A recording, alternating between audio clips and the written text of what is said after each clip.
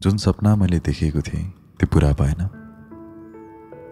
जुन इच्छा र चाहना जिन्दगीमा राखेको थिएँ अब ती रहरहरू पनि ममा मरिसकेको छ। हाँसी हाँसी जिन्दगी बिताउने मेरो रहर चकनाचुर भएको छ। मेरो जीवनमा अब आँसु र पीडा सिवाय केही बाँकी छैन।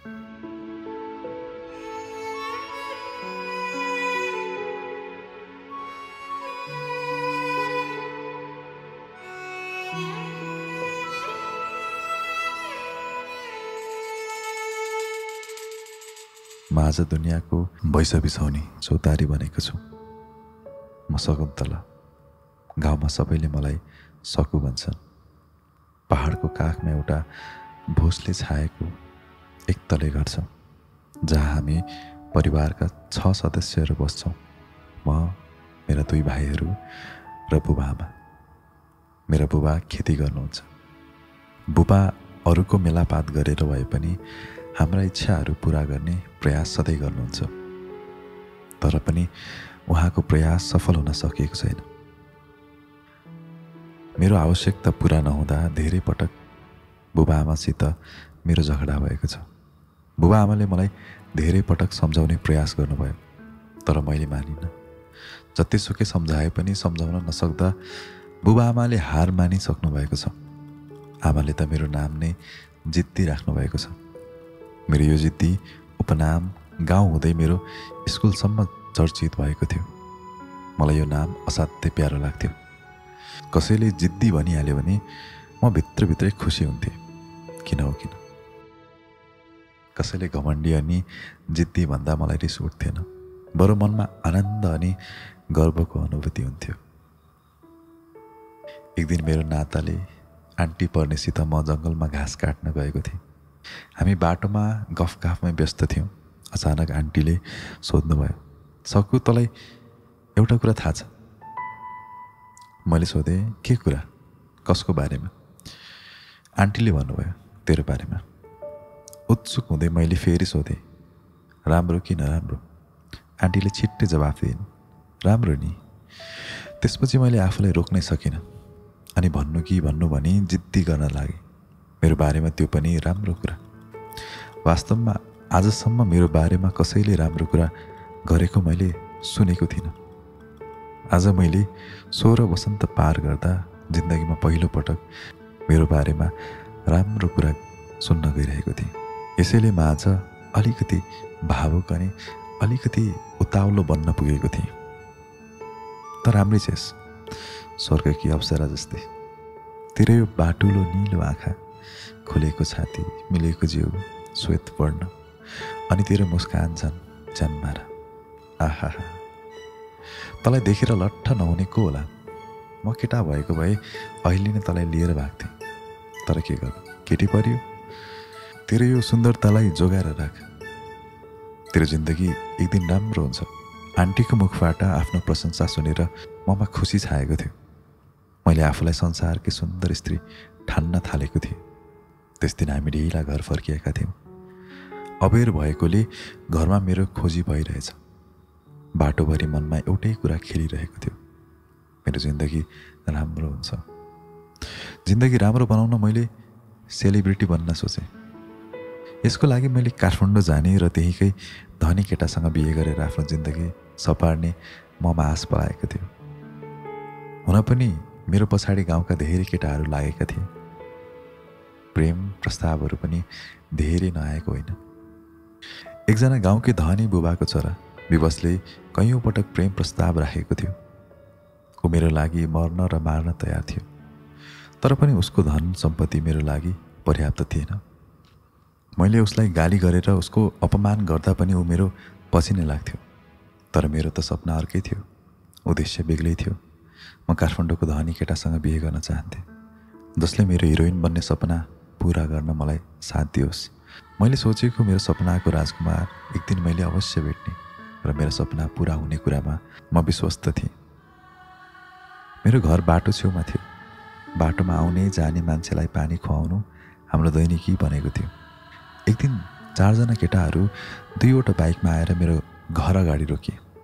ती 4 जना मध्ये एउटा केटाले मसँग पानी माग्यो। घरमा कोही नभएकोले मैले नै पानी लगेर दिएकी थिएँ। उनीहरूको हुलिया हेर्दा सहरिया जस्तै देखिन्थे। मैले सोधेँ, तपाईँहरू कहाँबाट आउनुभएको? हामी काठमाडौँबाट आएका, गाउँ घुम्नलाई। गाउँ त साह्रै राम्रो रहेछ, अनि तिमी पनि। तिनीहरूमध्ये एउटा केटाले जवाफ दियो। काठमाडौँ शब्द सुन्दा मलाई कता कता मेरो सपना पुरा हुन लागेको आभास भयो। भगवानले उसलाई मेरै लागि पठाएको जस्तो मलाई लाग्न थाल्यो। त्यसपछि हामी अहिले जान्छौँ है, पछि भेट हुन्छ नि भनी तिनीहरू बिदा भए। उनीहरू गएको केही दिनपछि मेरो हातमा मोबाइल परेको थियो, जुन मोबाइल काठमाडौँबाट आएको त्यही केटाले मलाई दिएको थियो। मोबाइल पाउँदा म धेरै खुसी भएको थिएँ। मेरो लागि यो मोबाइल मात्र थिएन, मेरो जिन्दगी र मेरो भविष्य पनि थियो। मोबाइल हातमा परेपछि हाम्रो दिनौँ जस्तो कुरा हुन थाल्यो। कम समयमै हामी नजिक हुन थालेका थियौँ। हामी एकअर्कालाई मन पराउन थालिसकेका थियौँ। एक दिन म खाना खाएर सुत्ने तयारी गर्दै थिएँ। यत्तिकैमा मोबाइलमा घन्टी बज्न थाल्यो। ज्याकको फोन आएको रहेछ। हो, उसको नाम ज्याक हो। ऊ काठमाडौँबाट गाउँ घुम्न आएको थियो। मैले फोन उठाएर उसको हालखबर सोधेँ। उसले पनि मेरो बारेमा सोध्यो। उसलाई अलि सन्चो नभएको जस्तो लागेर मैले सोधेँ, तिमीलाई सन्चो त छ? उसले साथीहरूको लहैमा अलि बढी लिएकाले टाउको भारी भएको कुरा इमान्दारीपूर्वक राख्यो। मैले पनि त्यसलाई सहजै रूपमा लिएँ। एक दिन उसले मलाई भन्यो, तिमी इन्डिया घुम्न जाने हो? मैले जाने भने। उसले, म त इन्डिया जाने आउने गरिरहन्छु भने। तिमीलाई ल्याएपछि इन्डिया घुमाउन लान्छु नि, हुन्छ भन्यो। हुन्छ भन्दै म सुक्क सुक्क रुन थालेँ। मेरो आँखाबाट आँसु झरिरहेको थियो। किन आँसु निस्कियो मलाई थाहा थिएन। सायद मेरो मनले उसको साथ खोजिरहेको थियो, सहारा खोजिरहेको थियो। म एक्कासी चिच्याउन पुगेछु। मलाई लिन आऊ, म तिमी बिना एक पल पनि बाँच्न सक्दिनँ। छिट्टै लिन आऊ, छिट्टै लिन आऊ। सकु के भयो भन्दै आमाले भनेपछि म त सपनामा कराइरहेको रहेछु भन्ने मलाई आभास भयो। आफूलाई सम्हालेर मैले केही होइन, गएर सुत्नु भनी परिस्थितिलाई अनुकूल बनाउने प्रयास गरेँ। एकातिर मेरो रङ्गीन सपना, अर्कोतिर सपना पुरा गर्ने मान्छे। म मेरो सपना पुरा गर्ने मान्छेलाई गुमाउन चाहन्नथेँ। म मेरो सपना पुरा भएको हेर्न चाहन्थेँ। यसको लागि मलाई लिन ऊ चाँडै आओस् भन्ने चाहन्थेँ। तर मेरो त्यो इच्छा पुरा भएको थिएन। एक दिन बिहानै उठेर घरको दैनिक काम गर्दै थिएँ। मेरो घरको काममा कुनै रुचि थिएन, तर आज किन घरको काम गर्ने मनमा इच्छा पलाएको थियो। म आफ्नो काममा व्यस्त थिएँ। त्यति बेला नै मोबाइलमा घन्टी बज्यो। घन्टीको आवाज पछ्याउँदै म कोठातिर लागेँ। फोन मेरो प्यारो मान्छे, मेरो प्राण ज्याकको थियो।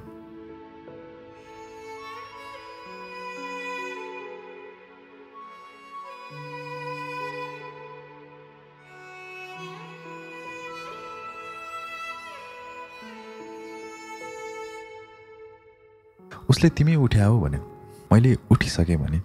आज त बिहानै फोन गर्नुभयो भनेर सोद्धा उसले भन्यो, तिम्रो याद आयो भने तिम्रो बोली सुन्न मन लागेर बिहानै फोन गरेको। अनि उसले तिमी ठिक परेर बस, म तिमीलाई लिन आउँछु। ठिक 11 बजे चौतारीमा आउँछु भन्यो। उसले लिन आउने कुरा गर्दा मेरो खुट्टा भुइँमा थिएन। यति खुसी भएकी थिएँ जसलाई म शब्दमा बयान गर्न सक्दिनँ। मैले हुन्छ भने फोन राखेँ। भोलिपल्ट ऊ ठिक 11 बजे बाइक लिएर मलाई लिन चौतारीमा आइपुग्यो। म पनि आफ्नो गाउँ, समाज र परिवारलाई त्यागेर आफ्नो सपना साकार पार्न उसित काठमाडौँ हिँडेँ। काठमाडौँ पुगेर उसले मसित बिहे गरेको थियो। केही दिनपछि उसले मलाई घुमाउन भारततिर लाने विचार गरेको थियो। मैले पनि उसको इच्छा पुरा गरिदिएँ। उसले मलाई भारततिर लग्यो र एउटा अनजान ठाउँको कोठामा लग्यो। उसले भन्यो, तिमी एकैछिन आराम गर्दै गर, म एउटा जरुरी काम सल्टाएर आउँछु। मैले पनि हुन्छ भने। तर ऊ गएको धेरै समयपछि पनि ऊ आएन। मैले उसलाई कन्ट्याक्ट गर्ने धेरै प्रयास गर्दा पनि म सफल हुन सकिनँ। रात परिसकेको थियो। उसको अत्तो पत्तो थिएन। मलाई अब डर लाग्न थालेको थियो। म चिच्याउन थाल्छु, यतिकैमा एउटा केटीको मुखबाट सुन्दा म छाँगाबाट खसेको थिएँ। मलाई विश्वास नै लागेको थिएन कि म बेचिसकेको थिएँ। मलाई ज्याकले बेचेर मनग्गे पैसा लिएर नेपाल फर्किसकेको थियो। ज्याक नसाको लतमा फसेको रहेछ। डेरामा बस्ने उसका आमा बुबा ऊबाट दिक्क भइसकेका रहेछन्। एउटा सामान्य आर्थिक स्तर भएका उनीहरूको लागि छोरा बिग्रिनु साधारण कुरा थिएन। ऊ नसामा यति फसिसकेको थियो कि नसाको लागि अपराध गर्न पनि थालेको थियो। उसले मसँग कुनै साँचो माया गरेको रहेनछ। उसले त मलाई प्रयोग मात्र गरेको रहेछ। उसको योजना मसँग बिहे गरेर मलाई भारतमा लगेर बेच्ने र मनग्गे पैसा कमाउने रहेछ। म नै उसको षड्यन्त्रमा फसिसकेको थिएँ। जिन्दगीमा धेरै महत्त्वाकांक्षी भन्दा मैले आफ्नो लागि दुःख रोजिसकेकी थिएँ। आमाले सम्झाउँदा पनि नसम्झिने म जस्तो छोरीले दुःख नपाएर कसले पाउँछ?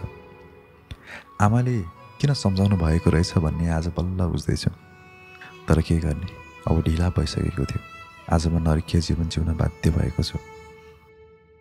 जिन्दगीमा कुनै नयाँ भविष्यको सम्भावना देख्दिनँ। मेरो जिन्दगी अब यसरी नै बित्छ भन्ने लागिरहेको छ। जिन्दगीमा कुनै आशा र भरोसा देखेकी छैन। जिन्दगी मेरो निराश, हताश र पीडाको समुद्र बनेको छ। जसलाई मैले विश्वास गरेकी थिएँ उसैबाट यत्रो घात हुन सक्छ भन्ने मैले सपनामा पनि सोचेकी थिइनँ। तर जे हुनु थियो भइसकेको थियो। उसले मलाई बेचिसकेको थियो। म नरकीय जीवन जिउन बाध्य भइसकेकी थिएँ।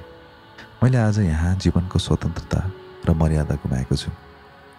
म ग्राहक र वेश्यालय मालिकहरू दुवैबाट बलात्कार र जबरजस्ती लगायत शारीरिक र भावनात्मक दुर्व्यवहारको शिकार भएको छु। म लामो समयसम्म काम गर्न बाध्य छु। मेरो लागि आराम गर्ने दिन र बिदाका दिनहरू कहिले आएन। म बिराम हुँदा पनि मैले यहाँ आराम गर्न पाउँदिनँ।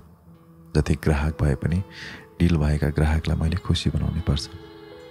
म हर दिन हर रात बलात्कृत हुन बाध्य छु।